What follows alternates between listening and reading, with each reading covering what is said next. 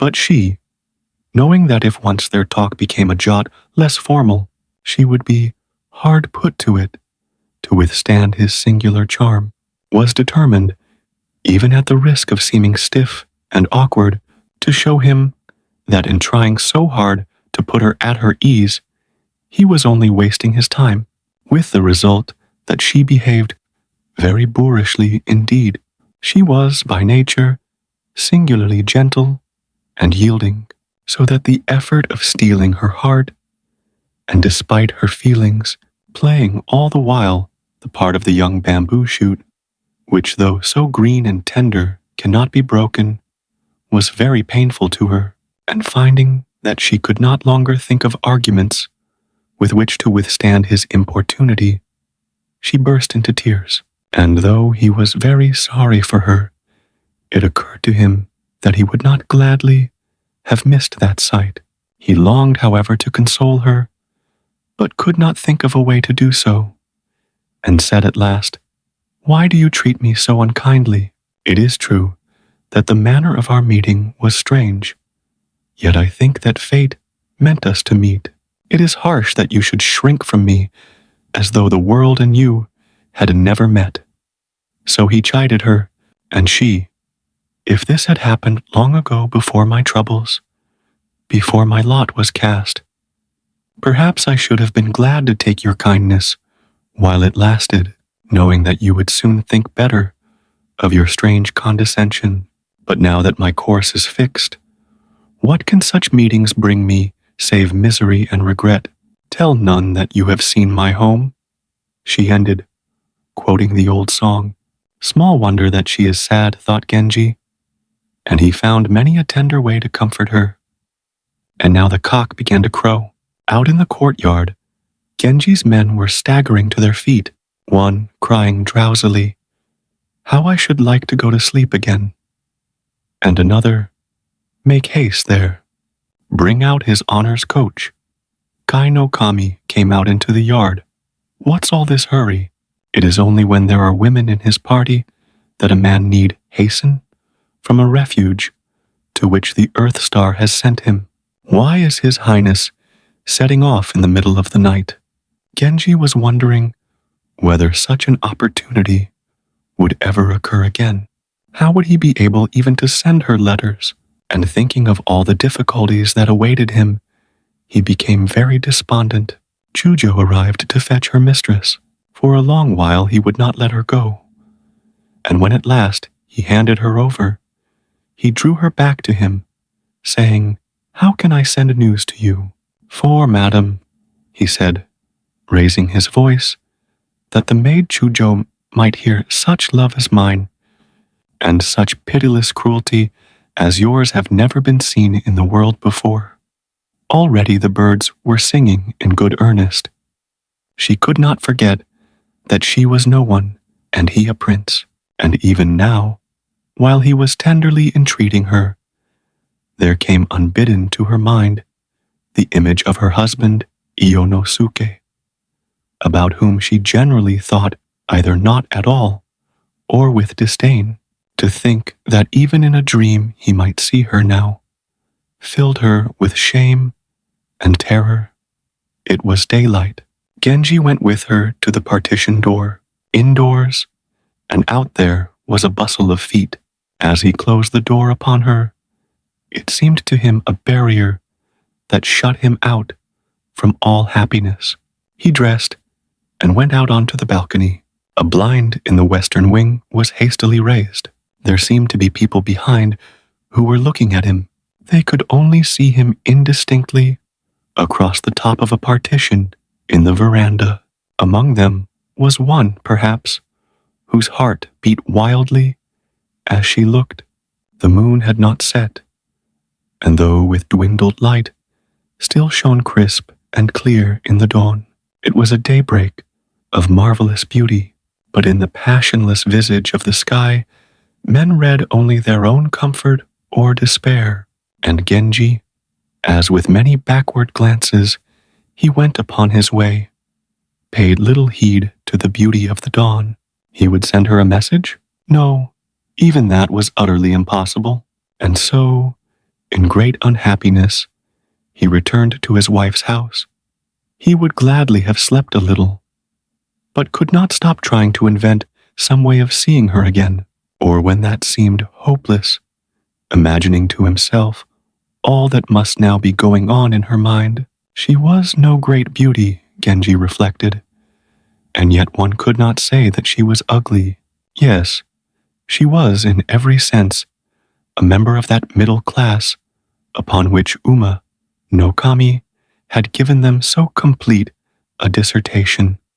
He stayed for some while at the great hall, and finding that, try as he might, he could not stop thinking about her and longing for her.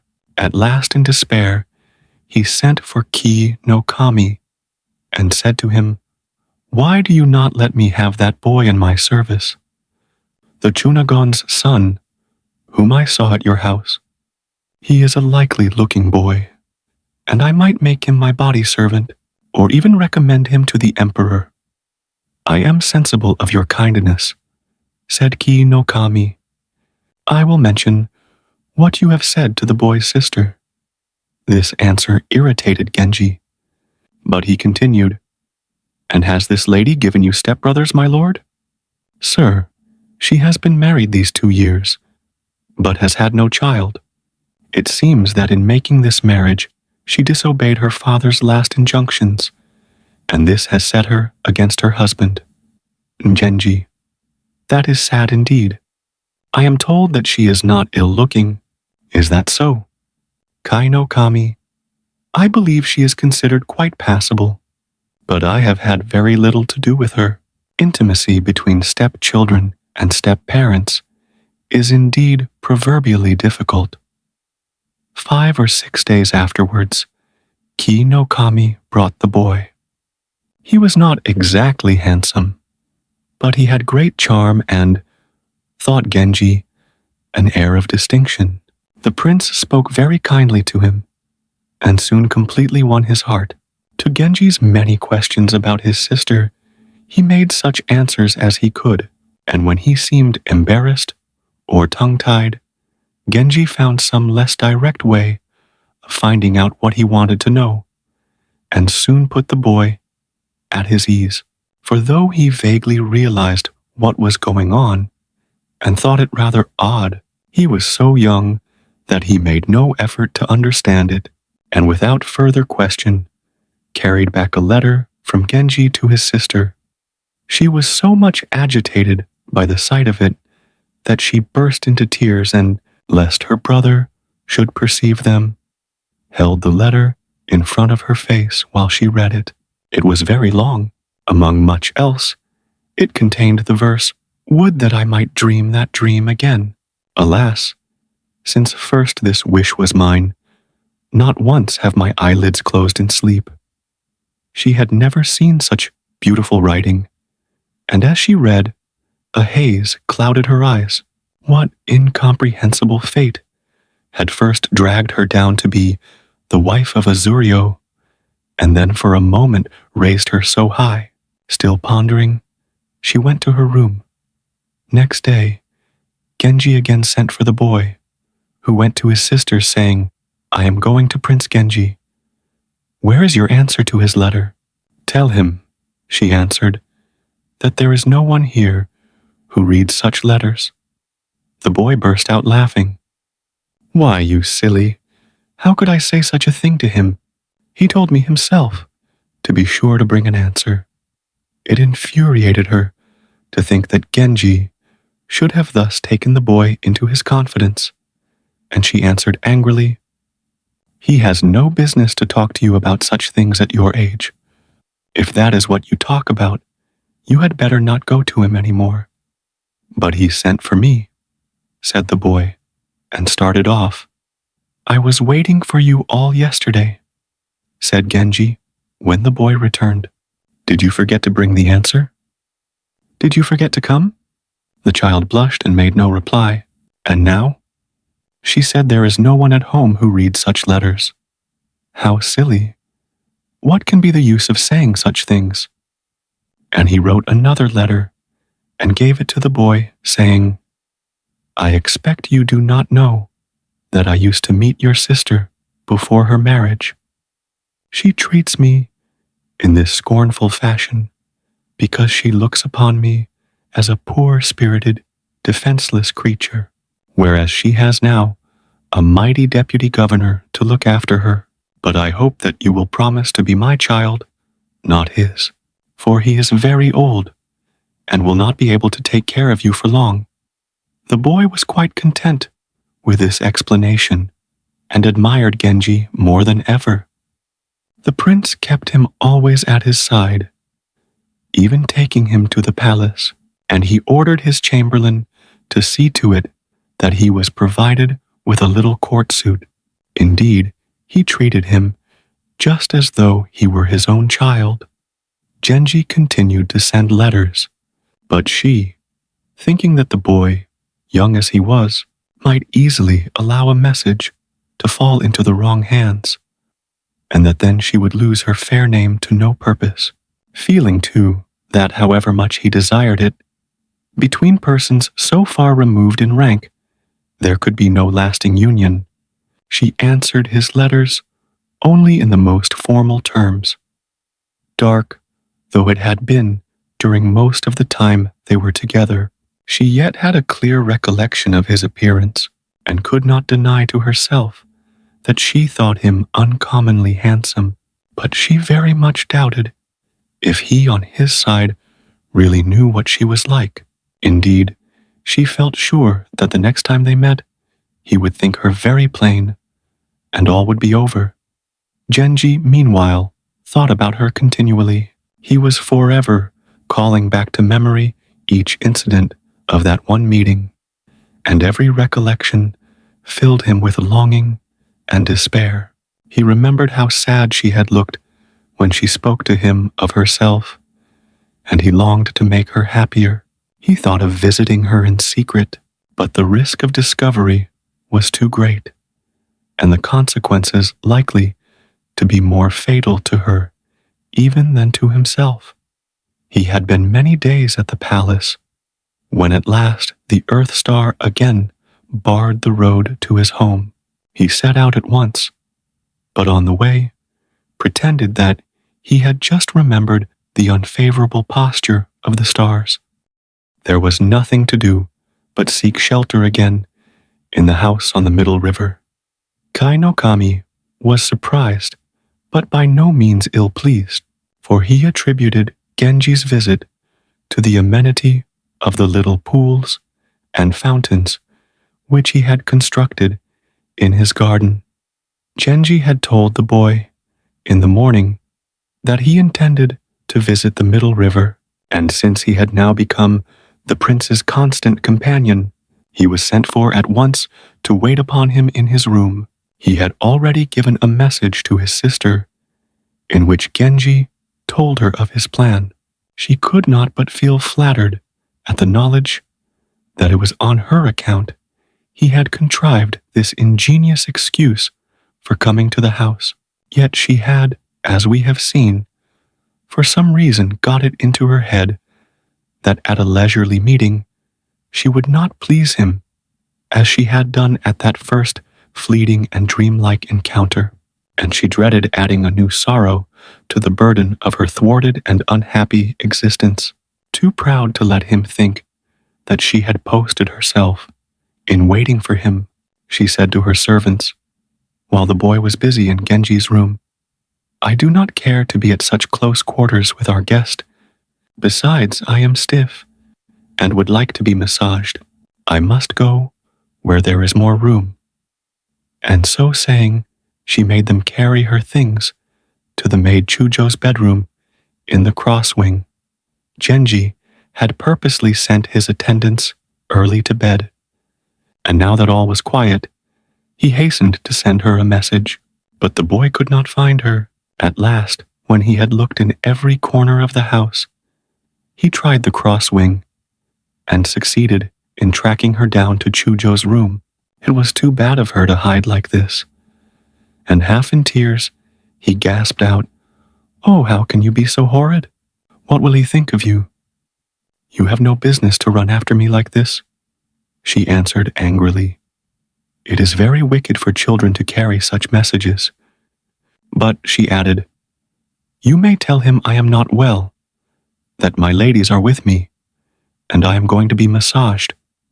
So, she dismissed him. But in her heart of hearts, she was thinking that if such an adventure had happened to her, while she was still a person of consequence, before her father died and left her to shift for herself in the world, she would have known how to enjoy it. But now, she must force herself to look askance at all his kindness. How tiresome he must think her, and she fretted so much at not being free to fall in love with him, that in the end she was more in love than ever. But then she remembered suddenly that her lot had long ago been cast. She was a wife. There was no sense in thinking of such things, and she made up her mind once and for all, never again to let foolish ideas enter her head.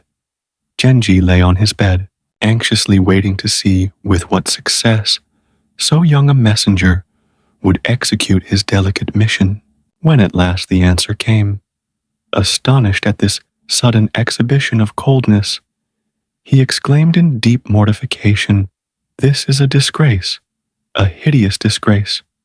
And he looked very rueful indeed. For a while he said no more, but lay sighing deeply, in great distress. At last he recited the poem, "I knew not the nature of the strange tree that stands on Sono Plain, and when I sought the comfort of its shade, I did but lose my road," and sent it to her. She was still awake, and answered with the poem, "Too like am I in these, my outcast years, to the dim tree that dwindles from the traveler's approaching gaze." The boy was terribly sorry for Genji, and did not feel sleepy at all, but he was afraid people would think his continual excursions very strange. By this time, however, everyone else in the house was sound asleep. Genji alone lay, plunged in the blackest melancholy. But even while he was raging at the inhuman stubbornness of her newfound and incomprehensible resolve, he found that he could not but admire her the more for this invincible tenacity. At last he grew tired of lying awake. There was no more to be done. A moment later, he had changed his mind again, and suddenly whispered to the boy, "Take me to where she is hiding." "It is too difficult," he said. "She is locked in, and there are so many people there. I am afraid to go with you." "So be it," said Genji, "but you at least must not abandon me," and he laid the boy beside him on his bed. He was well content to find himself lying by this handsome young prince's side, and Genji, we must record, found the boy no bad substitute for his ungracious sister. Genji was still sleepless. "No one has ever disliked me before," he whispered to the boy. "It is more than I can bear. I am sick of myself and of the world, and do not want to go on living any more." This sounded so tragic that the boy began to weep. The smallness and delicacy of his build, even the way in which his hair was cropped, gave him an astonishing resemblance to his sister, thought Genji, who found his sympathy very endearing. At times, he had half thought of creeping away from the boy's side and searching on his own account for the lady's hiding place, but soon abandoned a project which would only have involved him in the most appalling scandal. So he lay, waiting for the dawn. At last, while it was still dark, so full of his own thoughts that he quite forgot to make his usual parting speech to his young page, he left the house. The boy's feelings were very much hurt, and all that day he felt lonely and injured. The lady, when no answer came from Genji, thought that he had changed his mind, and though she would have been very angry if he had persisted in his suit, she was not quite prepared to lose him with so little ado. But this was a good opportunity, once and for all, to lock up her heart against him. She thought that she had done so successfully, but found to her surprise that he still occupied an uncommonly large share of her thoughts. Genji, though he felt it would have been much better to put the whole business out of his head, knew that he had not the strength of mind to do so. And at last, unable to bear his wretchedness any longer, he said to the boy, "I am feeling very unhappy. I keep on trying to think of other things, but my thoughts will not obey me. I can struggle no longer. You must watch for a suitable occasion, and then contrive some way of bringing me into the presence of your sister." This worried the boy, but he was inwardly flattered at the confidence which Genji placed in him, and an opportunity soon presented itself. Kai no Kami had been called away to the provinces, and there were only women in the house. One evening, when dusk had settled upon the quiet streets, the boy brought a carriage to fetch him. He knew that the lad would do his best, but not feeling quite safe in the hands of so young an accomplice, he put on a disguise, and then in his impatience, not waiting even to see the gates closed behind him, he drove off at top speed. They entered unobserved at a side gate, and here he bade Genji descend. The brother knew that, as he was only a boy, the watchmen and gardeners would not pay any particular attention to his movements, and so he was not at all uneasy. Hiding Genji in the porch of the double door of the eastern wing, he purposely banged against the sliding partition which separated this wing from the main part of the house, and that the maids might have the impression he did not mind who heard him enter. He called out crossly, "Why is the door shut on a hot night like this? My lady of the West has been here since this morning.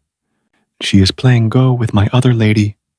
Longing to catch sight of her, even though she were with a companion, Genji stole from his hiding place and crept through a gap in the curtains. The partition door through which the boy had passed was still open, and he could see through it, right along the corridor, into the room on the other side. The screen which protected the entrance of this room was partly folded, and the curtains which usually concealed the divan had, owing to the great heat, been hooked up out of the way, so that he had an excellent view.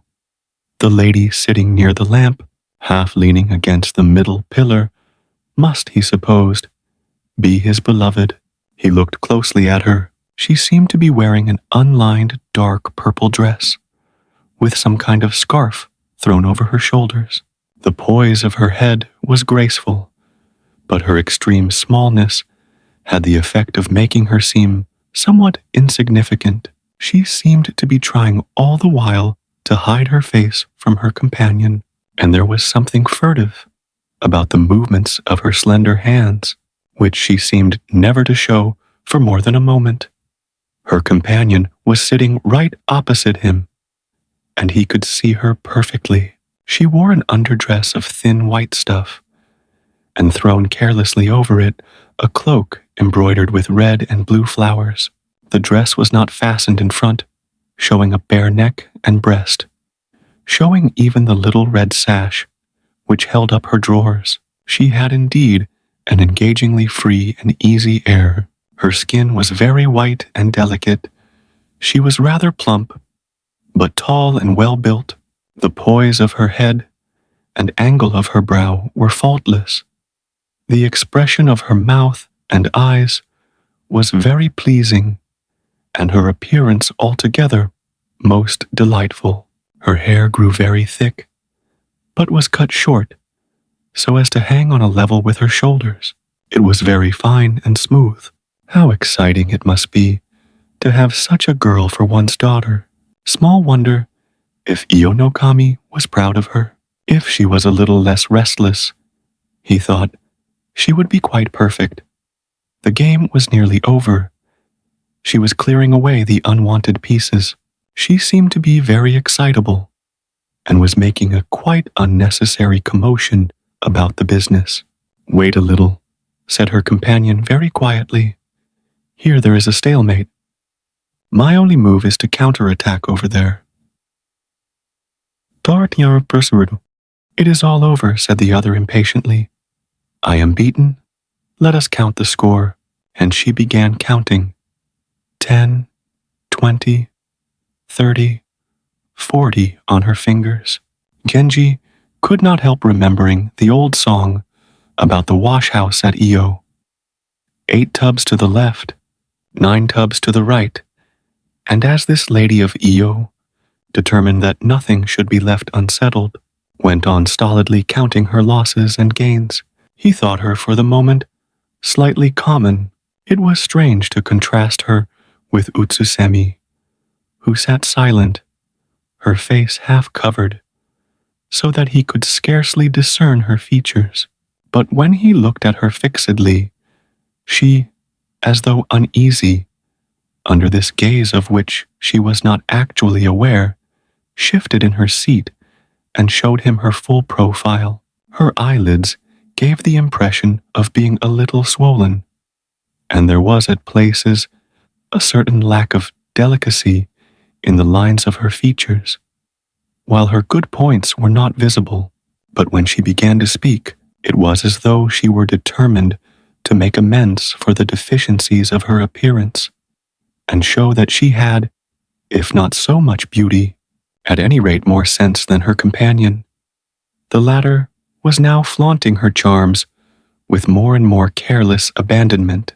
Her continual laughter and high spirits were certainly rather engaging, and she seemed in her way to be a most entertaining person.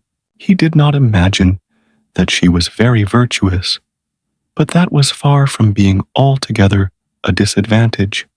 It amused him very much to see people behaving quite naturally together. He had lived in an atmosphere of ceremony and reserve. This peep at everyday life was a most exciting novelty, and though he felt slightly uneasy at spying in this deliberate way upon 2 persons who had no notion that they were observed, he would gladly have gone on looking, when suddenly the boy, who had been sitting by his sister's side, got up, and Genji slipped back again into his proper hiding place. The boy was full of apologies at having left him waiting for so long. But I am afraid nothing can be done today. There is still a visitor in her room. And am I now to go home again? Said Genji. That is really too much to ask. No, stay here. I will try what can be done when the visitor has gone. Genji felt quite sure that the boy would manage to find some way of cajoling his sister, for he had noticed that though a mere child, he had a way of quietly observing situations and characters, and making use of his knowledge. The game of Go must now be over. A rustling of skirts and pattering of feet showed that the household was not retiring to rest. Where is the young master? Genji heard a servant saying, I am going to fasten this partition door. And there was the sound of bolts being slipped. They have all gone to bed, said Genji. Now is the time to think of a plan. The boy knew that it would be no use arguing with his sister or trying beforehand in any way to bend her obstinate resolution. The best thing to be done under the circumstances was to wait till no one was about, and then lead Genji straight to her. Is Kai no Kami's sister still here? Asked Genji. I should like just to catch a glimpse of her. But that is impossible, said the boy. She is in my sister's room. Indeed, said Genji, affecting surprise. For though he knew very well where she was, he did not wish to show that he had already seen her. Becoming very impatient of all these delays, he pointed out that it was growing very late, and there was no time to be lost. The boy nodded, and tapping on the main door of the women's quarters, he entered. Everyone was sound asleep. I am going to sleep in the anteroom, the boy said out loud. I shall leave the door open so as to make a draft. And so saying, he spread his mattress on the ground, and for a while pretended to be asleep. Soon, however, he got up and spread a screen, as though to protect him from the light, and under its shadow Genji slipped softly into the room, not knowing what was to happen next, and much doubting whether any good would come of the ventures. With great trepidation, he followed the boy to the curtain that screened the main bedroom, and pulling it aside, entered on tiptoe. But even in the drab garments, which he had chosen for his disguise, he seemed to the boy to cut a terribly conspicuous figure as he passed through the midnight quietness of the house. Utsusemi, meanwhile, had persuaded herself that she was very glad Genji had forgotten to pay his threatened visit, but she was still haunted by the memory of their one strange and dreamlike meeting, and was in no mood for sleep. But near her, as she lay tossing, the lady of the go-party, delighted by her visit, and all the opportunities it had afforded for chattering to her heart's content, was already asleep. And as she was young, and had no troubles, she slept very soundly. The princely scent, which still clung to Genji's person, reached the bed. Utsusemi raised her head, and fancied that she saw something move behind a part of the curtain that was only of one thickness. Though it was very dark, she recognized Genji's figure. Filled with a sudden terror and utter bewilderment, she sprang from the bed, threw a fragile gauze mantle over her shoulders, and fled silently from the room. A moment later, Genji entered. He saw with delight that there was only one person in the room, and that the bed was arranged for two. He threw off his cloak and advanced towards the sleeping figure. She seemed a more imposing figure than he had expected, but this did not trouble him. It did indeed seem rather strange that she should be so sound asleep. Gradually he realized with horror that it was not she at all. It is no use, thought Genji, saying that I have come to the wrong room, for I have no business anywhere here. Nor is it worthwhile pursuing my real lady, for she would not have vanished like this if she cared a straw about me. What if it were the lady he had seen by the lamplight? She might not after all prove a bad exchange. But no sooner had he thought this than he was horrified at his own frivolity. She opened her eyes. She was naturally somewhat startled, but did not seem to be at all seriously put out. She was a thoughtless creature in whose life no very strong emotion had ever played a part. Hers was the flippancy that goes with inexperience, and even this sudden visitation did not seem very much to perturb her. He meant at first to explain that it was not to see her that he had come, but to do so would have been to give away the secret which Utsusemi so jealously guarded from the world. There was nothing for it but to pretend that his repeated visits to the house, of which the lady was well aware, had been made in the hope of meeting her. This was a story which would not have withstood the most cursory examination. But, outrageous as it was, the girl accepted it without hesitation.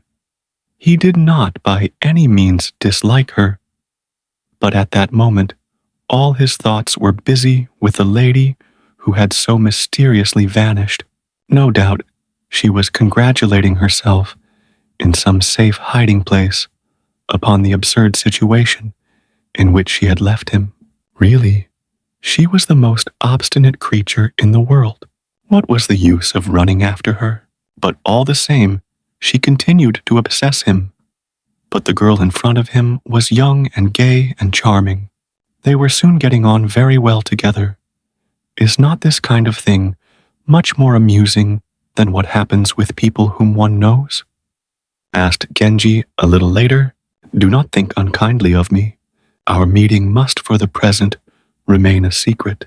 I am in a position which does not always allow me to act as I please.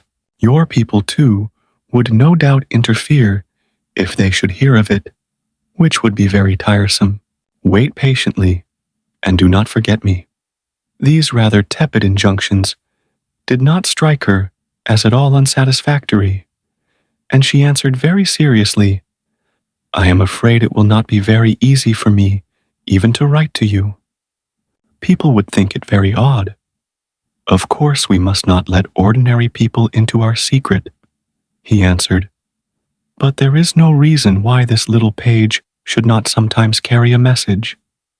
Meanwhile, not a word to anyone, and with that, he left her, taking as he did so Utsusemi's thin scarf, which had slipped from her shoulders when she fled from the room. He went to wake his page, who was lying not far away. The boy sprang instantly to his feet, for he was sleeping very lightly, not knowing when his help might be required. He opened the door as quietly as he could. "Who is that?" Someone called out in great alarm. It was the voice of an old woman who worked in the house. "It is," I answered the boy uneasily. "What are you walking about here for at this time of night?" And scolding as she came, she began to advance towards the door. "Bother her," thought the boy. But he answered hastily, "It's all right. I am only going outside for a minute." But just as Genji passed through the door, the moon of dawn suddenly emerged in all her brightness. Seeing a grown man's figure appear in the doorway, "Whom have you got with you?" the old lady asked, and then answering her own question, "Why, it is Mimbu. What an outrageous height that girl has grown to," and continuing to imagine that the boy was walking with Mimbu, a maid servant whose lankiness was a standing joke in the house. "And you will soon be as big as she is, little master," she cried, and so saying came out through the door that they had just passed through. Genji felt very uncomfortable, and making no answer on the supposed Mimbu's behalf, he stood in the shadow at the end of the corridor, hiding himself as best he could. "You have been on duty, haven't you, dear?" said the old lady as she came towards them.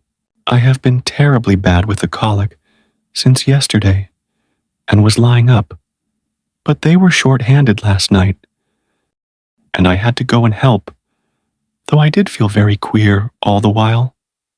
And then, without waiting for them to answer, "Oh, my pain, my poor pain," she muttered, "I can't stop here talking like this," and she hobbled past them without looking up.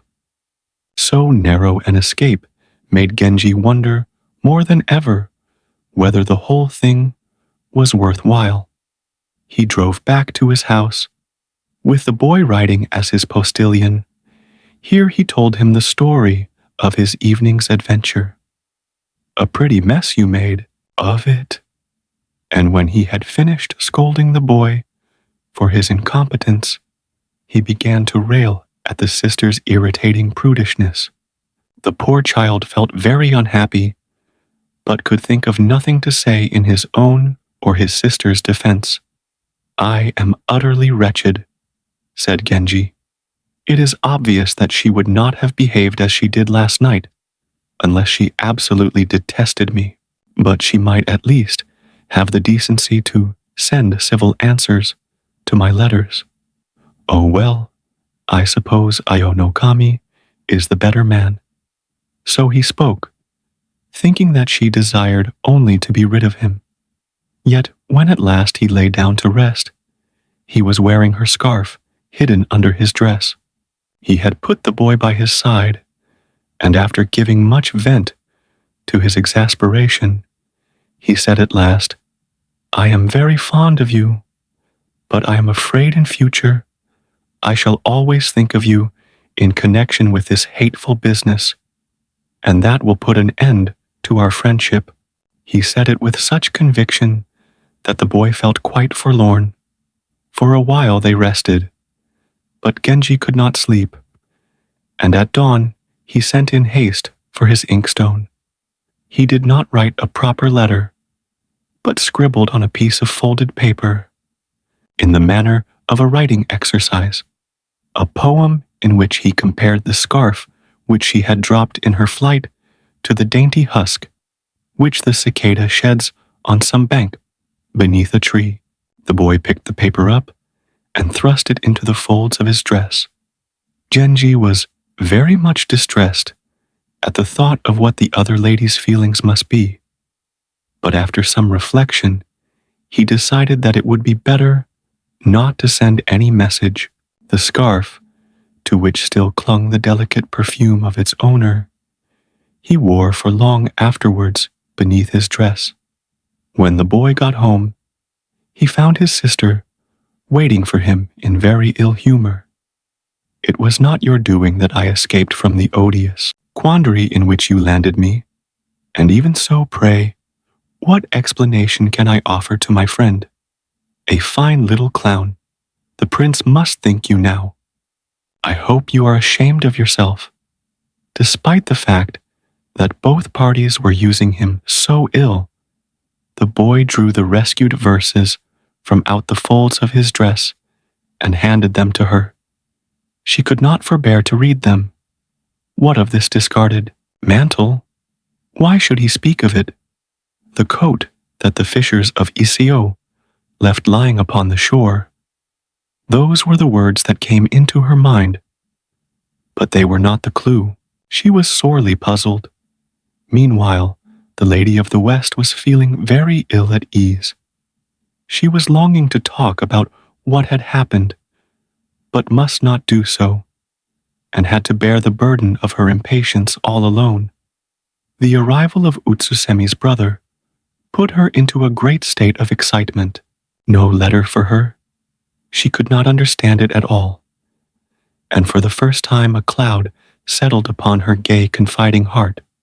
Utsusemi, though she had so fiercely steeled herself against his love, seeing such tenderness hidden under the words of his message, again fell to longing that she were free. And though there was no undoing what was done, she found it so hard to go without him that she took up the folded paper and wrote in the margin a poem in which she said that her sleeve, so often wet with tears, was like the cicada's dew-drenched wing. It was at the time when he was secretly visiting the lady of the 6th ward.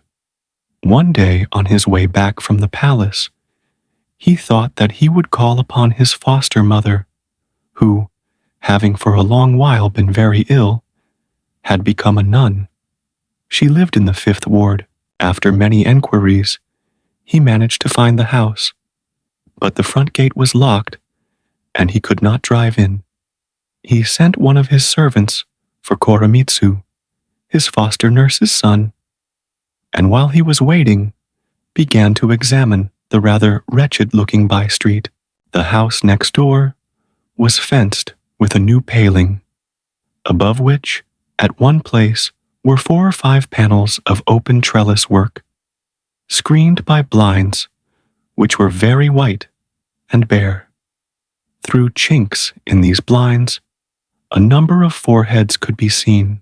They seemed to belong to a group of ladies who must be peeping with interest into the street below. At first he thought they had merely peeped out as they passed, but he soon realized that if they were standing on the floor, they must be giants. No, evidently they had taken the trouble to climb onto some table or bed, which was surely rather odd. He had come in a plain coach, with no outriders. No one could possibly guess who he was. And feeling quite at his ease, he leant forward and deliberately examined the house. The gate, also made of a kind of trellis work, stood ajar, and he could see enough of the interior to realize that it was a very humble and poorly furnished dwelling. For a moment, he pitied those who lived in such a place, but then he remembered the song, "Seek not in the wide world to find a home, but where you chance to rest. Call that your house. And again, monarchs may keep their palaces of jade, for in a leafy cottage two can sleep. There was a wattled fence, over which some ivy-like creeper spread its cool green leaves, and among the leaves were white flowers, with petals half unfolded, like the lips of people smiling at their own thoughts. They are called yugao, evening. Faces, one of his servants told him. How strange to find so lovely a crowd clustering on this deserted wall. And indeed, it was a most strange and delightful thing to see how on the narrow tenement in a poor quarter of the town they had clambered over rickety eaves and gables and spread wherever there was room for them to grow. He sent one of his servants to pick some.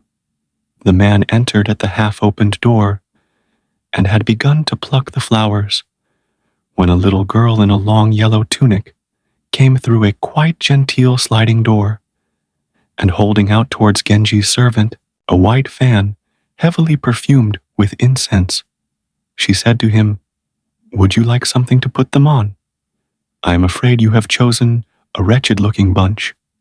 And she handed him the fan. Just as he was opening the gate on his way back, the old nurse's son, Koremitsu, came out of the other house, full of apologies for having kept Genji waiting so long. "I could not find the key of the gate," he said.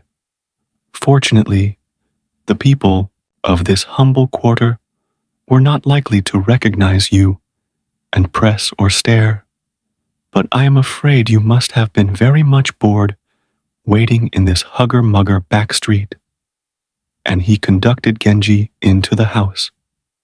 Koremitsu's brother, the deacon, his brother-in-law Mikawa no Kami, and his sister all assembled to greet the prince, delighted by a visit with which they had not thought he was ever likely to honor them again. The nun, too, rose from her couch. "For a long time I had been waiting to give up the world. But one thing held me back. I wanted you to see your old nurse just once again, as you used to know her. You never came to see me, and at last I gave up waiting and took my vows.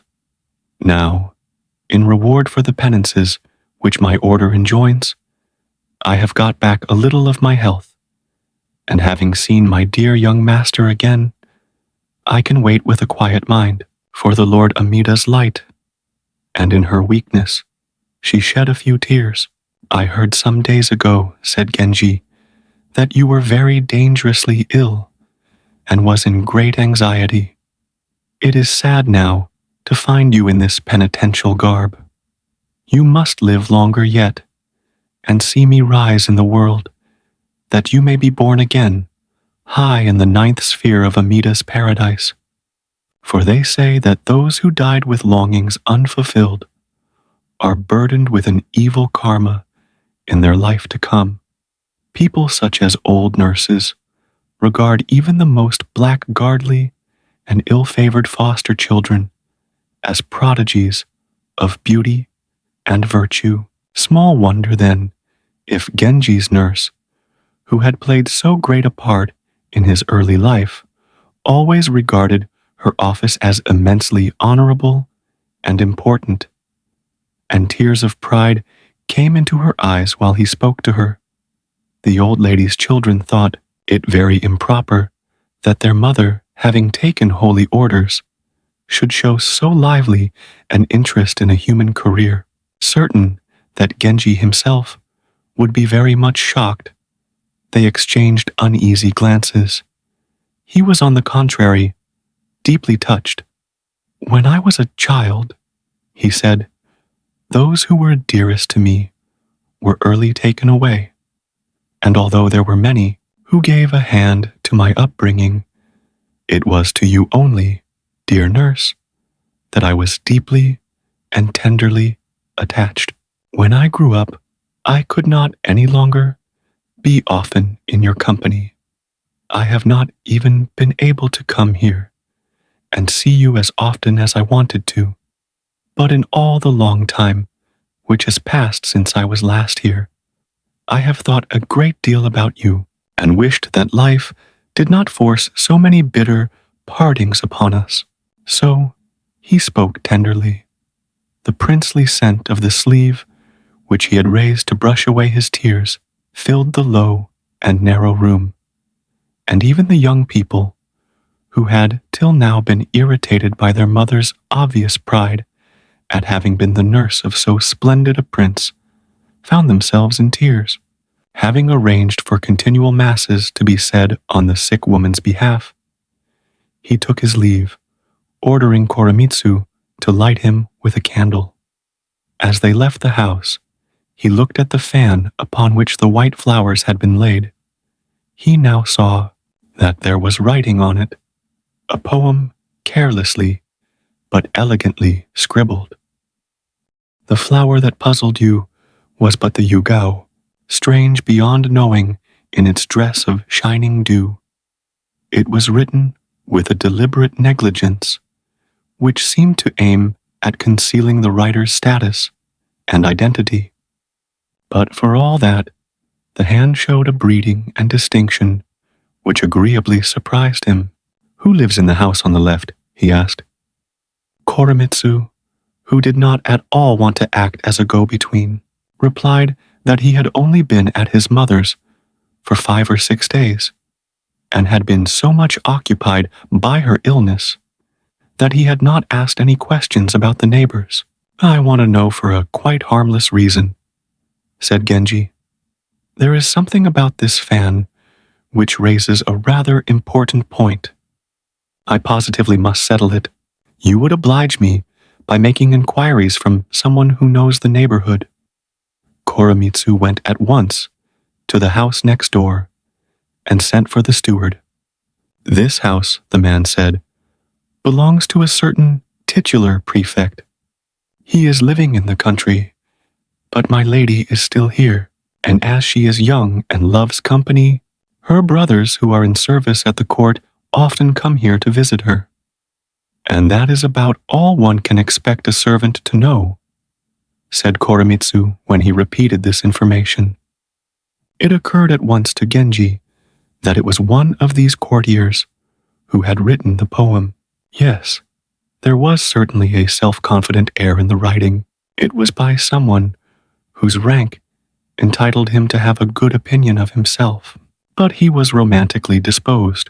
It was too painful to dismiss altogether the idea that, after all, the verses might really have been meant for him, and on a folded paper he wrote, "Could I but get a closer view? No longer would they puzzle me. The flowers that all too dimly in the gathering dusk I saw."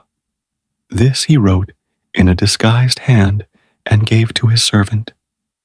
The man reflected that though the senders of the fan had never seen Genji before, yet so well known were his features that even the glimpse they had got from the window might easily have revealed to them his identity. He could imagine the excitement with which the fan had been dispatched, and the disappointment when for so long a time no answer came. His somewhat rudely belated arrival would seem to them to have been purposely contrived.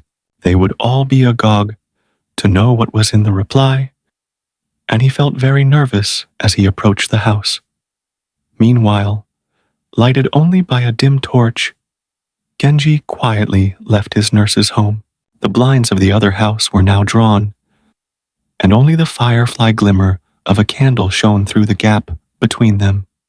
When he reached his destination, a very different scene met his eyes. A handsome park, a well-kept garden. How spacious and comfortable it all was. And soon, the magnificent owner of these splendors had driven from his head all thought of the wooden paling, the shutters, and the flowers. He stayed longer than he intended, and the sun was already up when he set out for home. Again he passed the house with the shutters. He had driven through the quarter countless times without taking the slightest interest in it. But that one small episode of the fan had suddenly made his daily passage through these streets an event of great importance.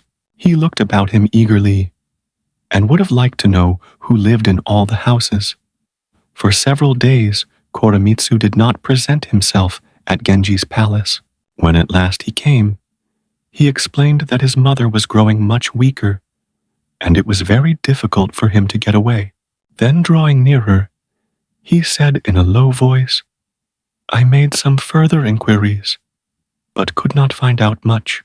It seems that someone came very secretly in June, and has been living there ever since.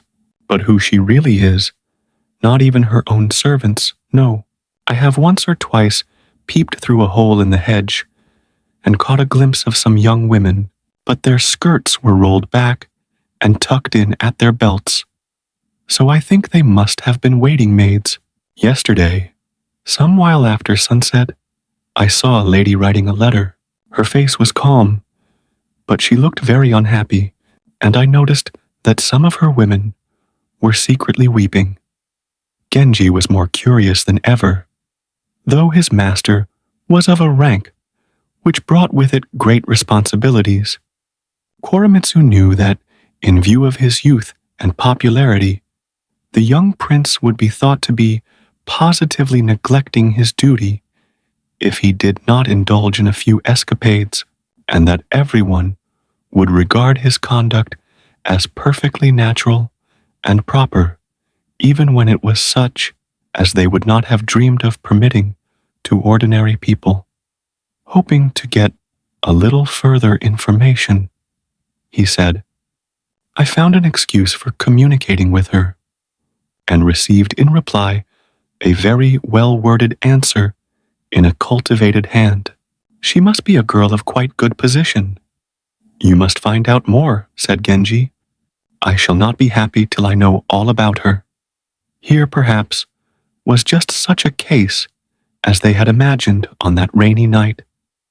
A lady whose outward circumstances seemed to place her in that lowest class, which they had agreed to dismiss as of no interest, but who, in her own person, showed qualities by no means despicable. But to return for a moment to Utsusemi, her unkindness had not affected him as it would have affected most people. If she had encouraged him, he would soon have regarded the affair as an appalling indiscretion, which he must put an end to at all costs, whereas now he brooded continually upon his defeat, and was forever plotting new ways to shake her resolution. He had never, till the day of his visit to the foster nurse, been interested in anyone of quite the common classes, but now, since that rainy night's conversation, he had explored, so it seemed to him, every corner of society, including in his survey even those categories which his friends had passed over as utterly remote and improbable. He thought of the lady who had, so to speak, been thrown into his life as an extra, with how confiding an air she had promised that she would wait. He was very sorry about her, but he was afraid that if he wrote to her, Utsusemi might find out, and that would prejudice his chances. He would write to her afterwards. Suddenly, at this point, Iyo no Suke himself was announced. He had just returned from his province, and had lost no time in paying his respects to the prince. The long journey by boat had made him look rather swarthy and haggard. Really, thought Genji, he is not at all an attractive man. Still, it was possible to talk to him, for if a man is of decent birth and breeding, however broken he may be by age or misfortune, he will always retain a certain refinement of mind and manners, which prevent him from becoming merely repulsive. They were beginning to discuss the affairs of Ayo's province, and Genji was even joking with him, when a sudden feeling of embarrassment came over him. Why should those recollections make him feel so awkward? Ionosuke was quite an old man. It had done him no harm. These scruples are absurd, thought Genji. However, she was right in thinking it was too queer, too ill-assorted a match. And remembering Uma no Kami's warnings, he felt that he had behaved badly. Though her unkindness still deeply wounded him, he was almost glad for Io's sake that she had not relented. My daughter is to be married, Io was saying, and I am going to take my wife back with me to my province. Here was a double surprise. At all costs, he must see Utsusemi once again. He spoke with her brother, and the boy discussed the matter with her. It would have been difficult enough for anyone to have carried on an intrigue with the prince under such circumstances as these, but for her, so far below him in rank and beset by new restrictions, it had now become unthinkable. She could not, however, bear to lose all contact with him, and not only did she answer his letters much more kindly than before, but took pains, though they were written with apparent negligence, to add little touches that would give him pleasure and make him see that she still cared for him. All this he noticed, and though he was vexed that she would not relent towards him, he found it impossible to put her out of his mind. As for the other girl, he did not think that she was at all the kind of person to go on pining for him once she was properly settled with a husband, and he now felt quite happy about her. It was autumn. Genji had brought so many complications into his life that he had for some while been very irregular in his visits to the great hall, and was in great disgrace there. The lady in the grand mansion was very difficult to get on with, but he had surmounted so many obstacles in his courtship of her that to give her up the moment he had won her seemed absurd. Yet he could not deny that the blind, intoxicating passion which possessed him while she was still unattainable had almost disappeared. To begin with, she was far too sensitive. Then there was the disparity of their ages, and the constant dread of discovery which haunted him during those painful partings at small hours of the morning. In fact, there were too many disadvantages. It was a morning when mist lay heavy over the garden.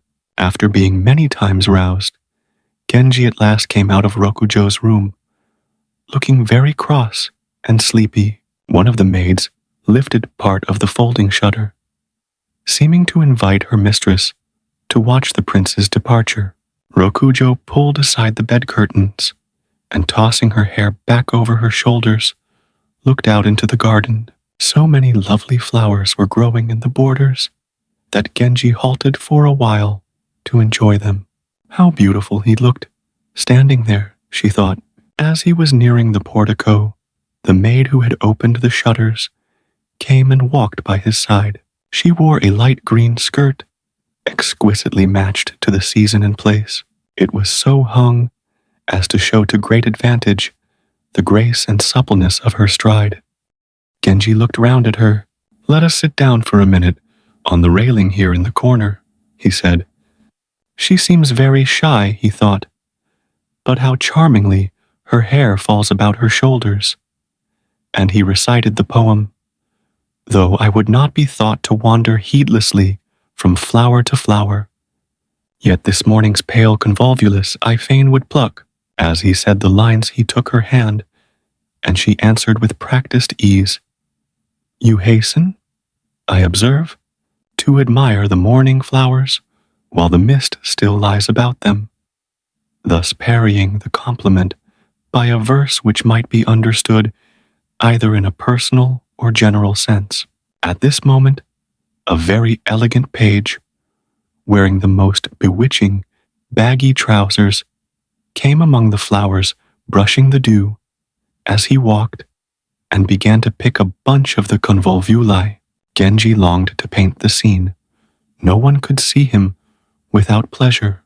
He was like the flowering tree under whose shade even the rude mountain peasant delights to rest.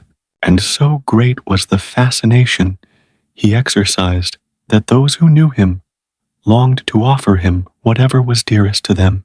One who had a favorite daughter would ask for nothing better than to make her Genji's handmaiden. Another who had an exquisite sister was ready for her to serve in his household, though it were at the most menial tasks. Still less could these ladies who, on such occasions as this, were privileged to converse with him and stare at him as much as they pleased, and were, moreover, young people of much sensibility. How could they fail to delight in his company and note with much uneasiness that his visits were becoming far less frequent than before? But where have I got to? Ah, yes. Koremitsu had patiently continued the inquiry with which Genji entrusted him. Who the mistress is, he said, I have not been able to discover, and for the most part, she is at great pains not to show herself.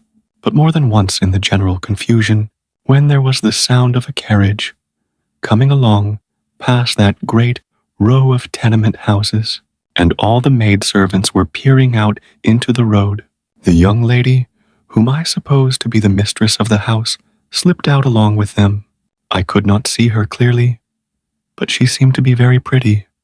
One day, seeing a carriage with outriders coming towards the house, one of the maids rushed off calling out, Ukon, Ukon, come quickly, and look, the captain's carriage is coming this way. At once, a pleasant-faced lady no longer young came bustling out. Quietly, quietly, she said, holding up a warning finger. How do you know it is the captain? I shall have to go and look. And she slipped out. A sort of rough drawbridge leads from the garden into the lane. In her excitement, the good lady caught her skirt in it, and falling flat on her face, almost tumbled into the ditch. A bad piece of work His Holiness of Katsuragi made here, she grumbled, but her curiosity did not seem to be at all damped, and she stared harder than ever at the approaching carriage. The visitor was dressed in a plain, wide cloak.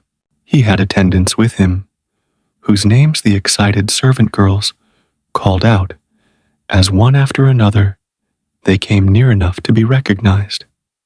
And the odd thing is that the names were certainly those of Tuno Chujo's grooms and pages. I must see that carriage for myself, said Genji. What if this should be the very lady whom Chujo, at the time of that rainy night's conversation, despaired of rediscovering? Koremitsu, noting that Genji was listening with particular attention, continued, I must tell you that I too have reason to be interested in this house, and while making inquiries on my own account, I discovered that the young lady always addresses the other girls in the house as though they were her equals. But when, pretending to be taken in by this comedy, I began visiting there, I noticed that though the older ladies played their part very well, the young girls would every now and then curtsy or slip in a "my lady" without thinking, whereupon the others would hasten to cover up the mistake as best they might, saying anything they could think of to make it appear that there was no mistress among them. And Koremitsu laughed as he recollected it. Next time I come to visit your mother, said Genji, you must let me have a chance of peeping at them. He pictured to himself the queer, tumbled-down house. She was only living there for the time being, but all the same, she must surely belong to that bottom class, which they had dismissed as having no possible bearing on the discussion. How amusing it would be to show that they were wrong, and that, after all, something of interest might be discovered in such a place. Koremitsu, anxious to carry out his master's every wish and intent, also on his own intrigue, contrived at last, by a series of ingenious stratagems, to effect a secret meeting between Genji and the mysterious lady. The details of the plan by which he brought this about would make a tedious story, and as is my rule in such cases, I have thought it better to omit them. Genji never asked her by what name he was to call her, nor did he reveal his own identity. He came very poorly dressed, and, what was most unusual for him, on foot. But Koremitsu regarded this as too great a tribute to so unimportant a lady, and insisted upon Genji riding his horse, while he walked by his side. In doing so, he sacrificed his own feelings, for he too had reasons for wishing to create a good impression in the house. And he knew that by arriving in this rather undignified way, he would sink in the estimation of the inhabitants. Fortunately, his discomfiture was almost unwitnessed, for Genji took with him only the one attendant who had on the first occasion plucked the flowers, a boy whom no one was likely to recognize, and lest suspicions should be aroused, he did not even take advantage of his presence in the neighborhood to call at his foster nurse's house. The lady was very much mystified by all these precautions and made great efforts to discover something more about him. She even sent someone after him to see where he went to when he left her at daybreak, but he succeeded in throwing his pursuer off the scent, and she was no wiser than before. He was now growing far too fond of her. He was miserable if anything interfered with his visits, and though he utterly disapproved of his own conduct and worried a great deal about it, he soon found that he was spending most of his time at her house. He knew that at some time or another in their lives, even the soberest people lose their heads in this way, but hitherto he had never really lost his or done anything which could possibly have been considered very wrong. Now, to his astonishment and dismay, he discovered that even the few morning hours during which he was separated from her were becoming unendurable. What is it in her that makes me behave like a madman? He kept on asking himself.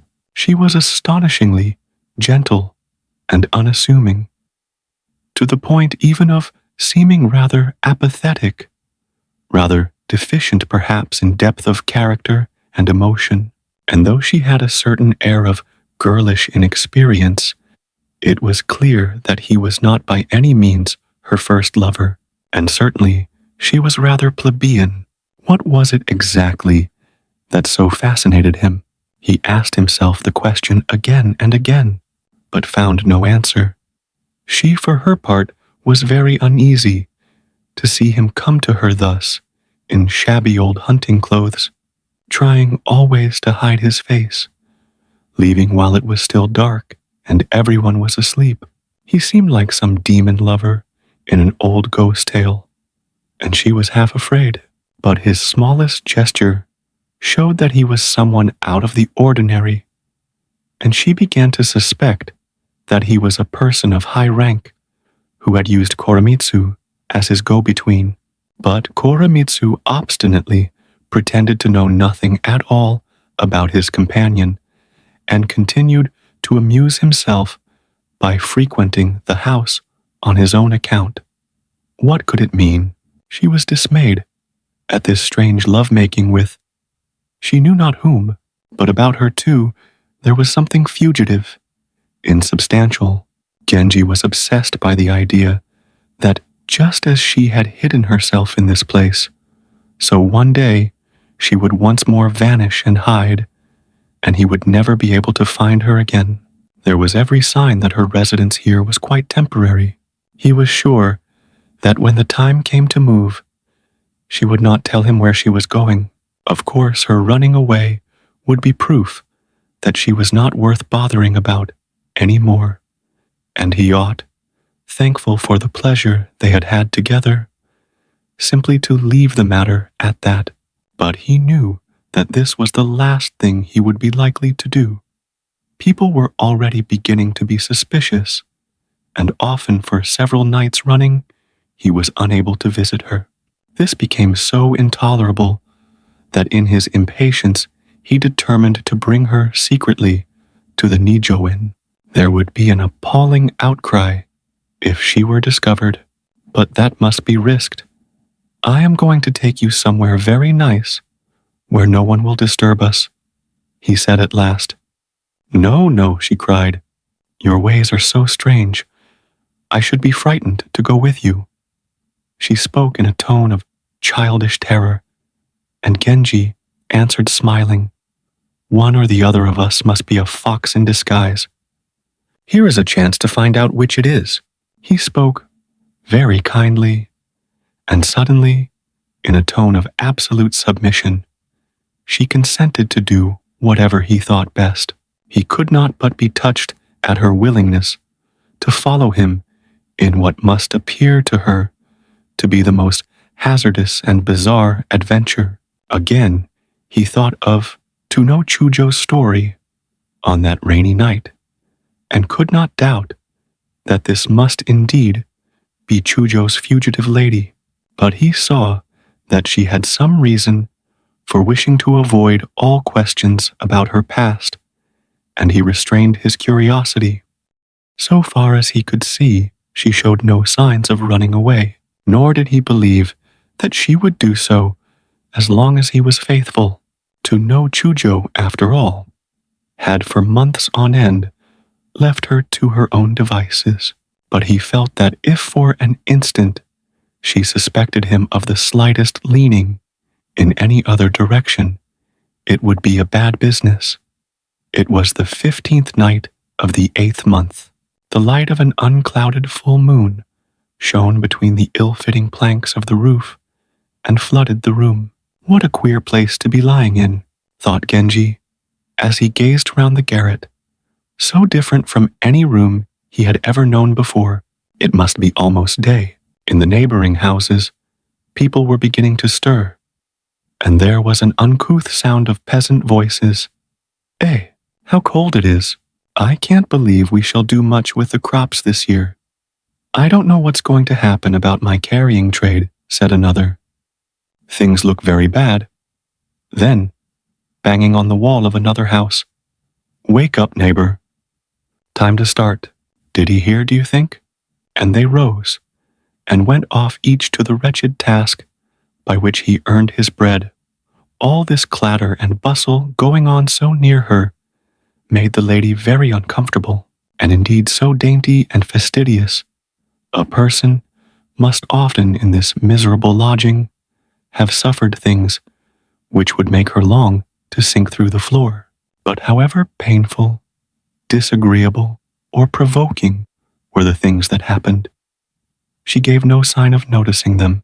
That, being herself so shrinking and delicate in her ways, she could yet endure without a murmur the exasperating banging and bumping that was going on in every direction, aroused his admiration, and he felt that this was much nicer of her than if she had shuddered with horror at each sound. But now, louder than thunder, came the noise of the threshing mills, seeming so near that they could hardly believe it did not come from out of the pillow itself. Genji thought that his ears would burst. What many of the noises were he could not at all make out, but they were very peculiar and startling. The whole air seemed to be full of crashings and bangings. Now from one side, now from another, came too the faint thud of the bleacher's mallet, and the scream of wild geese passing overhead. It was all too distracting. Their room was in the front of the house. Genji got up and opened the long sliding shutters. They stood together, looking out. In the courtyard near them was a clump of fine Chinese bamboos.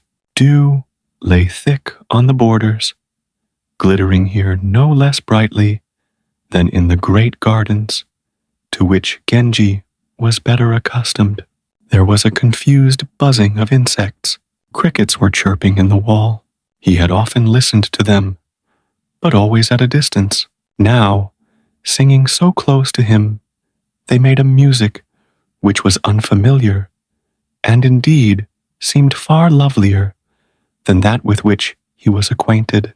But then, everything in this place, where one thing was so much to his liking, seemed, despite all drawbacks, to take on a new tinge of interest and beauty. She was wearing a white bodice, with a soft, gray cloak over it. It was a poor dress, but she looked charming and almost distinguished. Even so, there was nothing very striking in her appearance, only a certain fragile grace and elegance. It was when she was speaking that she looked really beautiful. There was such pathos, such earnestness in her manner. If only she had a little more spirit. But even as she was, he found her irresistible, and longed to take her to some place where no one could disturb them. I am going to take you somewhere not at all far away, where we shall be able to pass the rest of the night in peace. We cannot go on like this, parting always at break of day. Why have you suddenly come to that conclusion? She asked, but she spoke submissively. He vowed to her that she should be his love in this, and in all future lives, and she answered so passionately that she seemed utterly transformed from the listless creature he had known, and it was hard to believe that such vows were no novelty to her. Discarding all prudence, he sent for the maid Ukon, and bade her order his servants to fetch a coach. The affair was soon known to all the household, and the ladies were at first somewhat uneasy at seeing their mistress carried off in this fashion. But on the whole, they did not think he looked the sort of person who would do her any harm. It was now almost daylight. The cocks had stopped crowing. The voice of an old man, a pilgrim preparing for the ascent of the holy mountain, sounded somewhere not far away, and, as at each prayer, he bent forward to touch the ground with his head. They could hear with what pain and difficulty he moved. What could he be asking for in his prayers? This old man, whose life seemed fragile as the morning dew. Namu Torai no Doshi, glory be to the Savior that shall come. Now they could hear the words. Listen, said Genji tenderly. Is not that an omen that our love shall last through many lives to come? And he recited the poem, Do not prove false this omen of the pilgrim's chant, that even in lives to come our love shall last unchanged.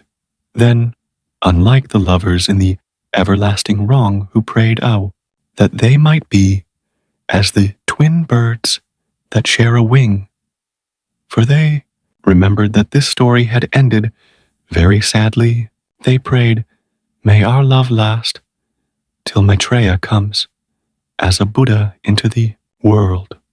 But she, still distrustful, answered his poem with the verse, Such sorrow have I known in this world, that I have small hope of worlds to come. Her versification was still a little tentative. She was thinking with pleasure that the setting moon would light them on their way. And Genji was just saying so, when suddenly the moon disappeared behind a bank of clouds, but there was still great beauty in the dawning sky. Anxious to be gone before it was quite light, he hurried her away to the coach and put Ukon by her side. They drove to an untenanted mansion, which was not far off. While he waited for the steward to come out, Genji noticed that the gates were crumbling away. Dense shinobu grass grew around them, so somber an entrance he had never seen. There was a thick mist, and the dew was so heavy that when he raised the carriage blind, his sleeve was drenched. Never yet has such an adventure as this befallen me, said Genji. So I am, as you may imagine, rather excited. And he made a poem in which he said that though love's folly had existed since the beginning of the world, never could man have set out more rashly at the break of day into a land unknown. But to you this is no great novelty. She blushed, and in her turn made a poem. I am as the moon, that walks the sky, not knowing what menace the cruel hills may hold in store. High though she sweeps, her light may suddenly be blotted out. She seemed very depressed and nervous, but this he attributed to the fact that she had probably always lived in small houses where everything was huddled together, and he was amused at the idea that this large mansion should overawe her. They drove in, and while a room was being got ready, they remained in the carriage which had been drawn up alongside of the balustrade. Ukon, looking very innocent all the while, was inwardly comparing this excursion with her mistress's previous adventures. She had noticed the tone of extreme deference with which this latest lover had been received by the steward, and had begun to draw her own conclusions. The mist was gradually clearing away. They left the coach and went into the room which had been prepared for them. Though so quickly improvised, their quarters were admirably clean and well provided, for the steward's son had previously been a trusted house servant of Genji's, and had also worked at the great hall. Coming now to their room, he offered to send for some of Genji's gentlemen, for, he said, "I cannot bear to see you going unattended." "Do nothing of the kind," said Genji. "I have come here because I do not wish to be disturbed. No one but yourself is to know that I have used this house." And he exacted a promise of absolute secrecy. No regular meal had been prepared, but the steward brought them a little rice porridge. Then they lay down again to sleep together for the first time in this unfamiliar and so strangely different place. The sun was high when they woke. Genji went and opened the shutters himself. How deserted the garden looked! Certainly here there was no one to spy upon them. He looked out into the distance. Dense woods fast turning to jungle, and nearer the house, not a flower or bush, but only unkempt autumn grasslands, and a pond choked with weeds. It was a wild and desolate place. It seemed that the steward and his men must live in some outbuilding or lodge at a distance from the house, for here there was no sign or sound of life. It is, I must own, a strange and forsaken place to which we have come. But no ghost or evil fairy will dare molest you while I am here. It pained her very much that he still was masked, and indeed, such a precaution was quite out of keeping with the stage at which they had now arrived. So at last, reciting a poem in which he reminded her that all their love down to this moment, when the flower opened its petals to the evening dew, had come from a chance vision seen casually from the street. Half turning his face away, for a moment he let her see him unmasked. "What of the shining dew?" he asked, using the words that she had written on the fan. How little knew I of its beauty, who had but in the twilight doubted and guessed.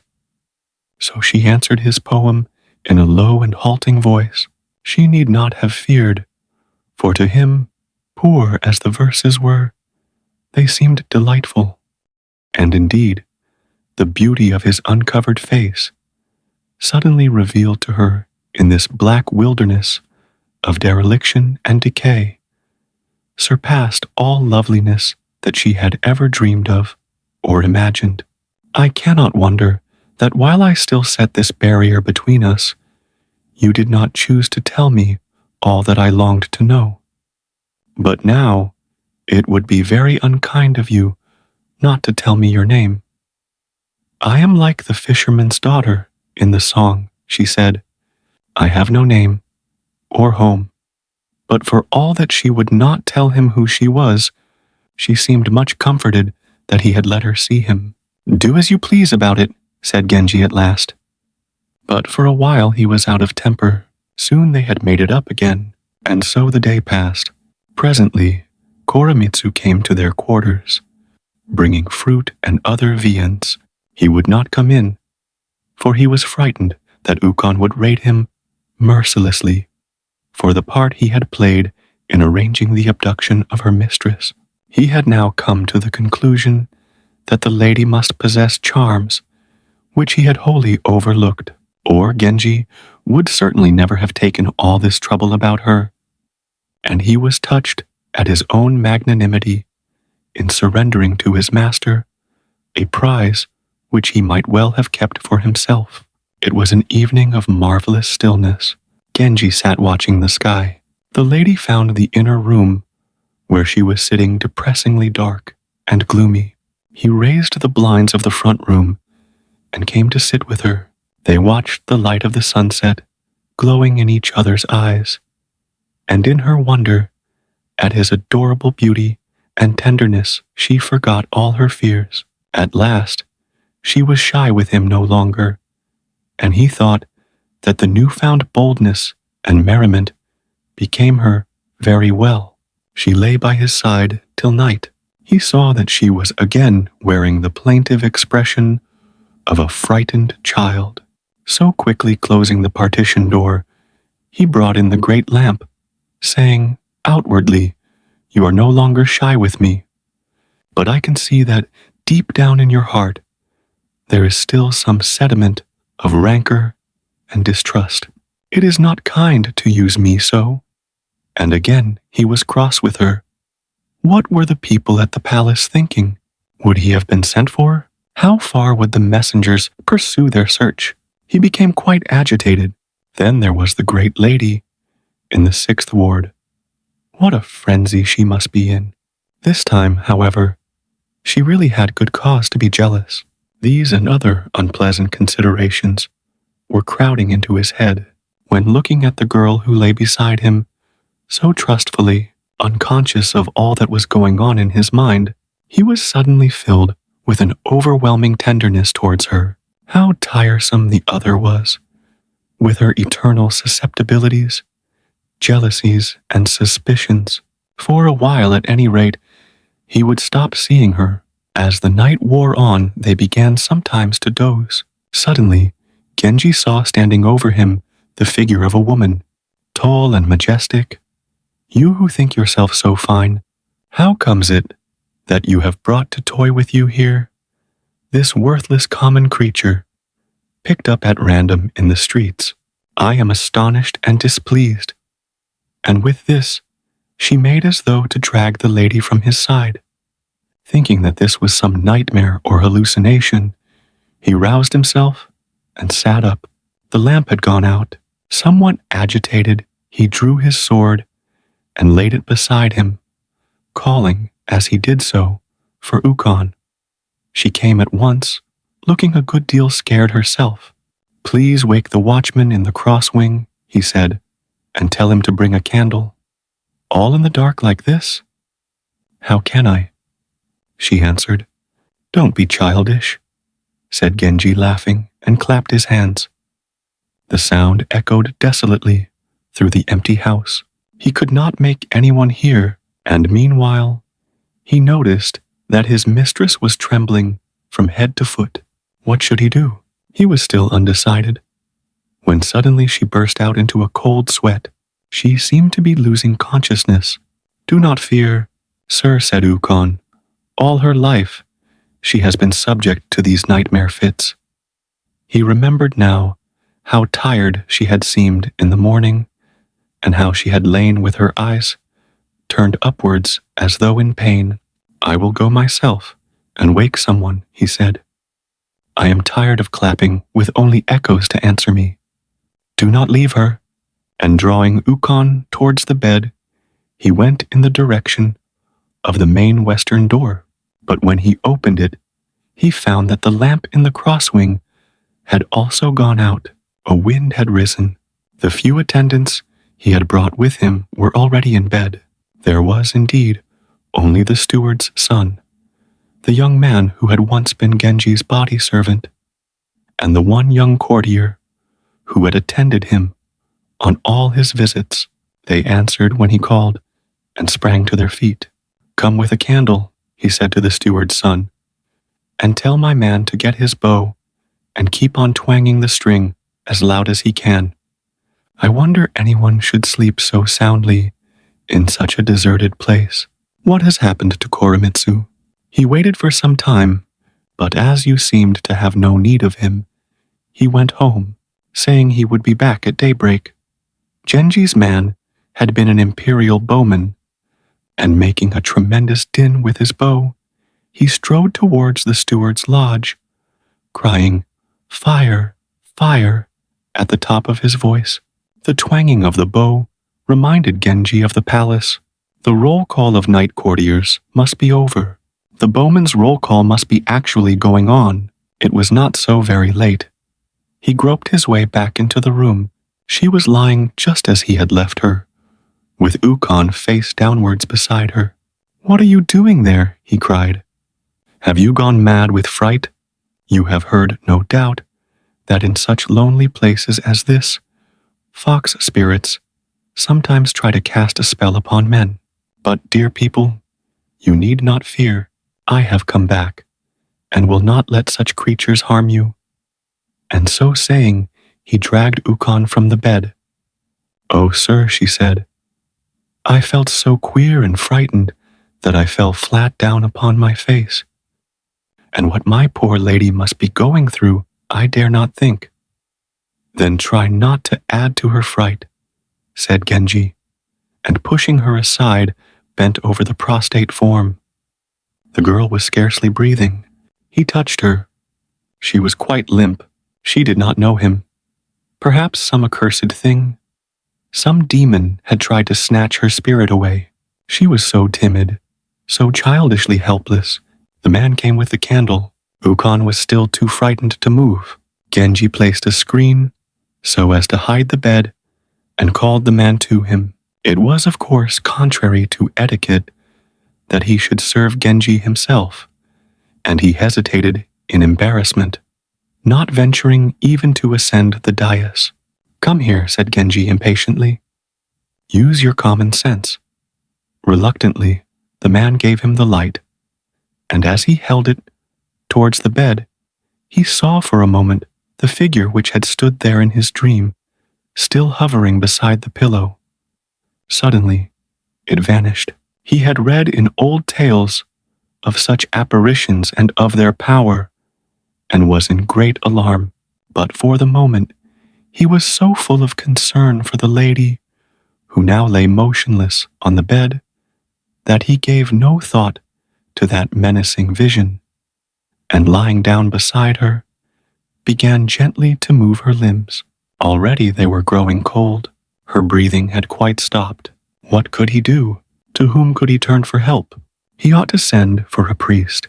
He tried to control himself, but he was very young, and seeing her lying there, all still and pale, he could contain himself no longer, and crying, "Come back to me, my own darling, come back to life. Do not look at me so strangely." He flung his arms about her, but now she was quite cold. Her face was set in a dull, senseless stare. Suddenly, Ukon, who had been so busy with her own fears, came to herself again, and set up the most dismal weeping. He disregarded her. Something had occurred to him. There was a story of how a certain minister was waylaid by a demon as he passed through the southern hall. The man, Genji remembered, had been prostrate with fear, but in the end, he revived and escaped. No, she could not really be dead. And turning to Ukon, he said firmly, "Come now, we cannot have you making such a hideous noise in the middle of the night."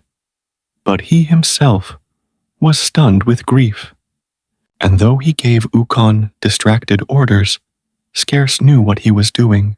Presently, he sent for the steward's son and said to him, "Someone here has had a fright and is in a very bad way. I want you to go to Koremitsu's house and tell him to come as quickly as he can. If his brother the priest is there too, take him aside and tell him quietly that I should like to see him at once. But do not speak loud enough for the nun their mother to hear, for I would not have her know of this excursion." But though he managed to say the words, His brain was all the while in a hideous turmoil, for added to the ghastly thought that he himself had caused her death, there was the dread and horror with which the whole place now inspired him. It was past midnight. A violent storm began to rise, sighing dismally as it swept the pine trees that clustered round the house, and all the while some strange bird, an owl he supposed, kept screeching hoarsely. Utter desolation on all sides, no human voice, no friendly sound. Why had he chosen this hideous place? Ukon had fainted and was lying by her mistress's side. Was she too going to die of fright? No, he must not give way to such thoughts. He was now the only person left who was capable of action. Was there nothing he could do? The candle was burning badly. He lit it again. Over by the screen in the corner of the main room, something was moving. There it was again, but in another corner now. There was a sound of footsteps treading cautiously. It still went on. Now they were coming up behind him. If only Koremitsu would return. But Koremitsu was a rover, and a long time was wasted in looking for him. Would it never be day? It seemed to him that this night was lasting 1,000 years. But now, somewhere a long way off, a cock crowed. Why had fate seen fit to treat him thus? He felt that it must be as a punishment for all the strange and forbidden amours into which in these last years he had, despite himself, been drawn, that now this unheard of horror had befallen him, and such things, though one may keep them secret for a time, always come out in the end. He minded most that the emperor would be certain to discover sooner or later about this and all his other affairs. Then there was the general scandal. Everyone would know. The very gutter boys would make merry over him. Never must he do such things again, or his reputation would utterly collapse. At last, Koremitsu arrived. He prided himself on being always ready to carry out his master's wishes immediately, at whatever hour of the night or day, and he thought it very provoking of Genji to have sent for him just on the one occasion when he was not to hand, and now that he had come, his master did not seem able to give him any orders, but stood speechless in front of him. Ukon, hearing Koremitsu's voice, suddenly came to herself, and remembering what had happened, burst into tears.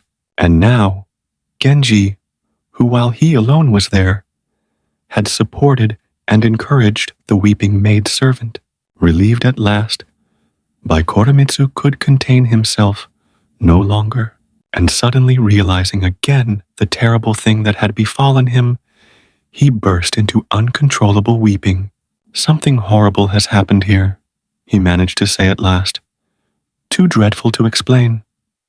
I have heard that when such thing as this suddenly befall, certain scriptures should be read. I would have this done, and prayer said. That is why I asked you to bring your brother. He went up to the mountain yesterday, said Koremitsu. But I see that there has been terrible work here afoot. Was it in some sudden fit of madness that you did this thing? Genji shook his head. So moved was Koremitsu at the sight of his master weeping, that he too began to sob. Had he been an older man, versed in the ways of the world, he might have been of some use in such a crisis. But both of them were young, and both were equally perplexed. At last, Koremitsu said, One thing at least is clear. The steward's son must not know, for though he himself can be depended upon, he is the sort of person who is sure to tell all his relatives, and they might meddle disastrously in the affair. We had best get clear of this house as quietly as we can. Perhaps, said Genji, but it would be hard to find a less frequented place than this. At any rate, Koremitsu continued, we cannot take her to her own house, for there her gentlewomen, who loved her dearly, would raise such a weeping and wailing as would soon bring a pack of neighbors swarming around, and all would quickly be known. If only I knew of some mountain temple, for there such things are customary and pass almost unnoticed. He paused and reflected. There is a lady I once knew who has become a nun and now lives on the Higashiyama. She was my father's wet nurse and is now very old and bent. She does not, of course, live alone, but no outside people come there. A faint light was already showing in the sky when Koremitsu brought the carriage in. Thinking that Genji would not wish to move the body himself, he wrapped it in a rush mat and carried it towards the carriage. How small she was to hold. Her face was calm and beautiful. He felt no repulsion. He could find no way to secure her hair, and when he began to carry her, it overflowed and hung towards the ground. Genji saw, and his eyes darkened. A hideous anguish possessed him. He tried to follow the body, but Koremitsu dissuaded him, saying, "You must ride back to your palace as quickly as you can. You have just time to get there before the stir begins." And putting Ukon into the carriage, he gave Genji his horse. Then, pulling up his silk trousers to the knee, he accompanied the carriage on foot. It was a very singular procession, but Koremitsu, seeing his master's terrible distress, forgot for the moment his own dignity and walked stolidly on. Genji, hardly conscious of what went on around him, arrived at last, in ghostly pallor, at his house. "Where do you come from, my lord? How ill you look." Questions assailed him, but he hurried to his room and lay behind his curtain. He tried to calm himself, but hideous thoughts tormented him. Why had he not insisted upon going with her? What if, after all, she were not dead, and waking up, should find that he had thus abandoned her? While these wild thoughts chased through his brain, a terrible sensation of choking began to torment him. His head ached. His body seemed to be on fire. Indeed, he felt so strange that he thought he too was about to die suddenly and inexplicably, as she had done. The sun was now high, but he did not get up. His gentleman, with murmurs of astonishment, tried every means to rouse him. He sent away the dainties they brought, and lay hour after hour, plunged in the darkest thoughts. A messenger arrived from the emperor. "His Majesty has been uneasy since yesterday, when his envoys sought everywhere for your highness in vain." The young lords, too, came from the great hall.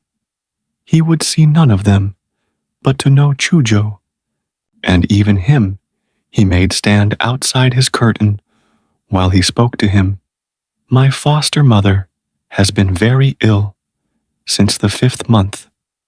She shaved her head and performed other penances, in consequence of which, or so it seems, she recovered a little and got up, but is very much enfeebled. She sent word that she desired to see me once more before she died, and as I was very fond of her when I was a child, I could not refuse. While I was there, a servant in the house fell ill and died quite suddenly. Out of consideration for me, they removed the body at nightfall, but as soon as I was told of what had happened, I remembered that the fast of the 9th month was at hand, and for this reason, I have not thought it right to present myself to the emperor my father. Moreover, since early morning, I have had a cough and very bad headache, so you will forgive me for treating you in this way. I will give the emperor your message, but I must tell you that last night, when you were out, he sent messengers to look for you, and seemed, if I may venture to say so, to be in a very ill humor." To know Chujo turned to go, but pausing a moment, came back to Genji's couch, and said quietly, What really happened to you last night? What you told me just now cannot possibly be true. You need not go into details, answered Genji impatiently. Simply tell him that unintentionally I became exposed to a pollution, and apologize to him for me as best you can. He spoke sharply, but in his heart there was only an unspeakable sadness, and he was very tired. All day he lay hidden from sight. Once he sent for To no Chujo's brother, Kurodo no Ben, and gave him a formal message for the emperor. The same excuse would serve for the Great Hall, and he sent a similar message there, and to other houses where he might be expected. At dusk, Koremitsu came. The story of Genji's pollution had turned all visitors from the door, and Koremitsu found his palace utterly deserted. What happened? Said Genji, summoning him. You are sure that she is dead? And holding his sleeve before his face, he wept. All is over. Of that there is no doubt, said Koremitsu, also in tears. And since it is not possible for them to keep the body long, I have arranged with a very respectable aged priest, who is my friend, that the ceremony shall take place tomorrow, since tomorrow chances to be a good calendar day. And what of her gentlewoman? Asked Genji. I fear she will not live, said Koremitsu. She cries out that she must follow her mistress, and this morning, had I not held her, she would have cast herself from a high rock. She threatened to tell the servants at my lady's house, but I prevailed upon her to think the matter over quietly before she did this. Poor thing, said Genji. Small wonder that she should be thus distracted.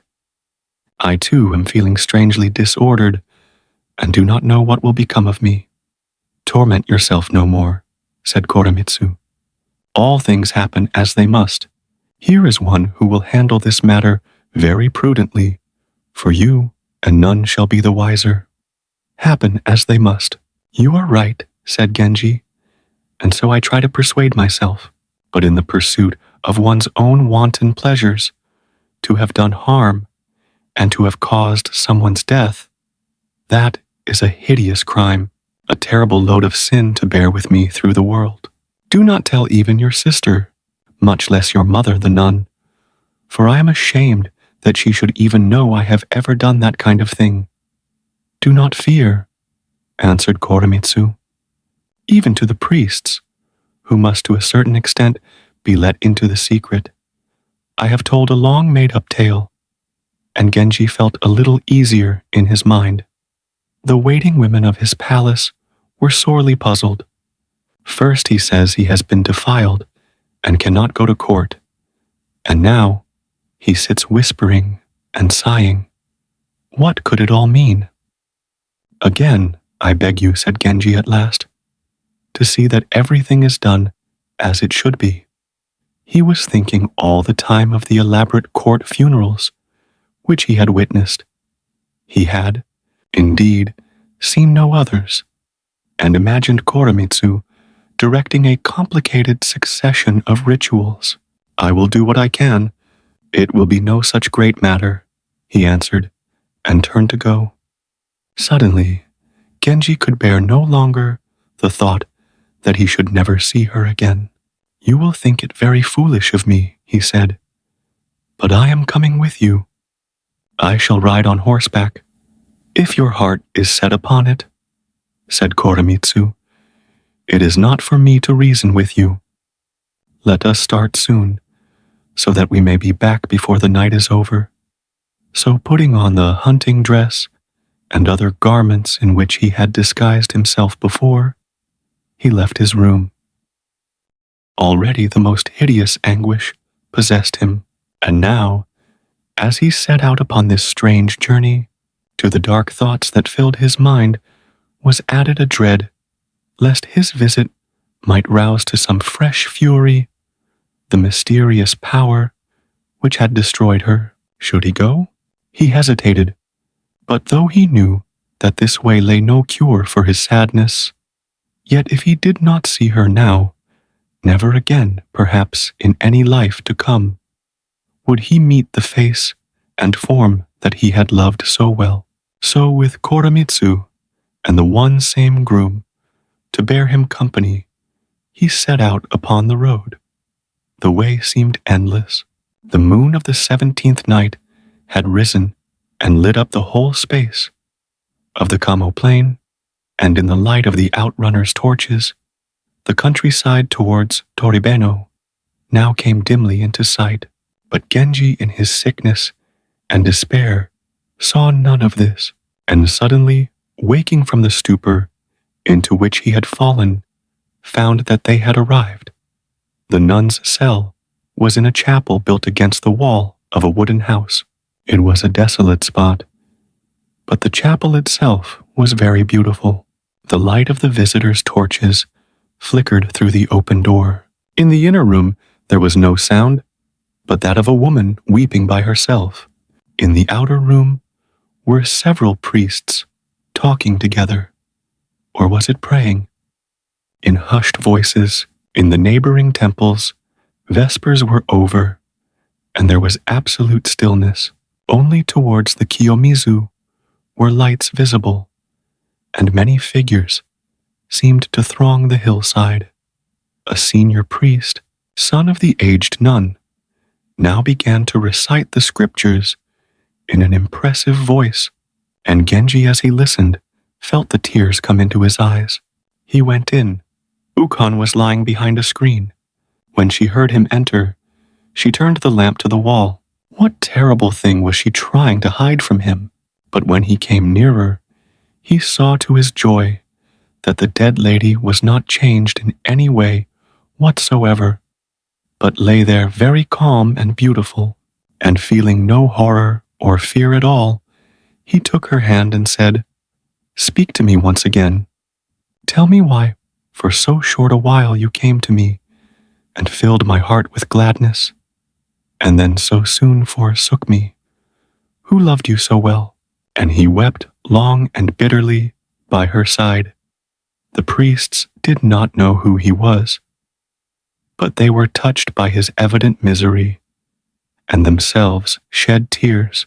He asked Ukon to come back with him, but she answered, "I have served this lady since she was a little child, and never once for so much as an hour have I left her. How can I suddenly part from one who was so dear to me and serve in another's house? And I must now go and tell her people what has become of her, for such is the manner of her death. If I do not speak soon, there will be an outcry that it was I who was to blame, and that would be a terrible thing for me, sir." And she burst into tears, wailing, "I will lie with her upon the pyre. My smoke shall mingle with hers." "Poor soul," said Genji, "I do not wonder at your despair, but this is the way of the world. Late or soon, we must all go where she has gone. Take comfort and trust in me." So he sought to console her, but in a moment he added, "Those, I know, are but hollow words. I too care no longer for life, and would gladly follow her."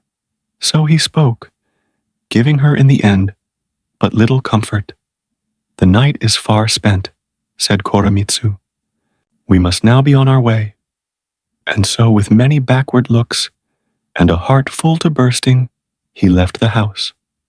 A heavy dew had fallen, and the mist was so thick that it was hard to see the road. On the way, it occurred to him that she was still wearing his scarlet cloak, which he had lent her when they lay down together on the last evening. How closely their lives had been entwined. Noting that he sat very unsteadily in his saddle, Koremitsu walked beside him and gave him a hand. But when they came to a dike, he lost hold, and his master fell to the ground. Here he lay, in great pain and bewilderment. "I shall not live to finish the journey," he said. "I have not strength to go so far." Koremitsu too was sorely troubled, for he felt that despite all Genji's insistence, he ought never to have allowed him, fever-stricken as he was. to embark upon this disastrous journey. In great agitation, he plunged his hands in the river and prayed to Our Lady Kwannon of Kiyomizu. Genji too roused himself at last and forced himself to pray inwardly to the Buddha. And so they managed to start upon their journey again, and in the end, with Koremitsu's help, he reached his palace. This sudden journey, undertaken so late at night, had seemed, to all his household, the height of imprudence. They had noted for some while past his nightly wanderings grow more and more frequent, but though often agitated and preoccupied, never had he returned so haggard as that morning. What could be the object of these continual excursions? And they shook their heads in great concern. Genji flung himself upon his bed and lay there in fever and pain for several days. He was growing very weak. The news was brought to the emperor, who was greatly distressed and ordered continual prayers to be said for him in all the great temples, and indeed there were more special services and purification ceremonies and incantations than I have room to rehearse. When it became known that this prince, so famous for his great charm and beauty, was likely soon to die, there was a great stir in all the kingdom.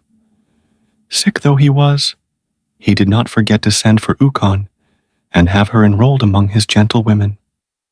Koremitsu, who was beside himself with anxiety concerning his master, yet managed on her arrival to calm himself and give to Ukon friendly instruction in her new duties, for he was touched by the helpless plight in which she had been left, and Genji, whenever he felt a little better, would use her to carry messages and letters, so that she soon grew used to waiting upon him.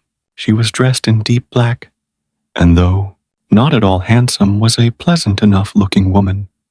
It seems that the same fate, which so early stayed your ladies, course has willed that I too should be but little longer for this world. I know in what sore distress you are left by the loss of one who was for so many years your mistress and friend, and it was my purpose to have comforted you in your bereavement by every care and kindness I could devise. For this reason, indeed, it grieves me that I shall survive her for so short a time. So, somewhat stiltedly, he whispered to Ukon, and being now very weak, he could not refrain from tears, apart from the fact that his death would leave her utterly without resource. She had now quite taken to him, and would have been very sorry indeed if he had died. His gentlemen ran hither and thither, distracted. The emperor's envoys thronged thick as the feet of the raindrops. Hearing of his father's distress and anxiety, Genji strove hard to reassure him by pretending to some slight respite or improvement. His father-in-law, too, showed great concern, calling every day for news and ordering the performance of various rites and potent liturgies. And it was perhaps as a result of this that, having been dangerously ill for more than 20 days, he took a turn for the better, and soon all his symptoms began to disappear. On the night of his recovery, the term of his defilement also ended, and hearing that the emperor was still extremely uneasy about him, he determined to reassure the court by returning to his official residence at the palace. His father-in-law came to fetch him in his own carriage, and rather irritatingly urged upon him all sorts of remedies and precautions, for some while everything in the world to which he had now returned seemed strange to him, and he indeed scarce knew himself. But by the 20th day of the 9th month, his recovery was complete, nor did the pallor and thinness of his face become him by any means ill. At times, he would stare vacantly before him and burst into loud weeping, and seeing this, there were not wanting those who said that he was surely possessed. Often he would send for Ukon, and once, when they had been talking in the still of the evening, he said to her, "There is one thing which still puzzles me. Why would she never tell me who she was? For even if she was indeed, as she once said, a fisherman's child, it was a strange perversity to use such reticence with one who loved her so well." "You ask why she hid her name from you," said Ukon. "Can you wonder at it? When could she have been expected to tell you her name? Not that it would have meant much to you if you had heard it, for from the beginning you treated her with a strange mistrust, coming with such secrecy and mystery as might well make her doubt whether you were indeed a creature of the waking world. But though you never told her, she knew well enough who you were, and the thought that you would not be thus secret, had you regarded her as more than a mere plaything or idle distraction, was very painful to her." "What a wretched series of misunderstandings," said Genji. "For my part, I had no mind to put a distance between us, but I had no experience in such affairs as this. There are many difficulties in the path of such people as I. First and foremost, I feared the anger of my father, the emperor, and then the foolish jesting of the world. I felt myself hedged in by courtly rules and restrictions. But for all the tiresome concealments that my rank forced upon me, from that first evening I had so strangely set my heart upon her that though reason counseled me, I could not hold back, and indeed it seems sometimes to me that an irresistible fate drove me to do the thing of which I now so bitterly and continually repent. But tell me more about her, for there can now be no reason for concealment, when on each seventh day I cause the names of the Buddhas to be written for her comfort and salvation. Whom am I to name in my inward prayer? Oh,